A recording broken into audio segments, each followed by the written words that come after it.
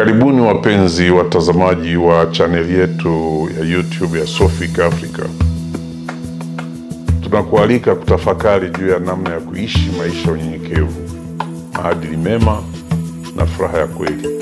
Maisha ya unyenyekevu ni pale unapochagua kuishi kwa yale unayohitaji tu bila kupoteza nguvu kwenye anasa zisizo na maana.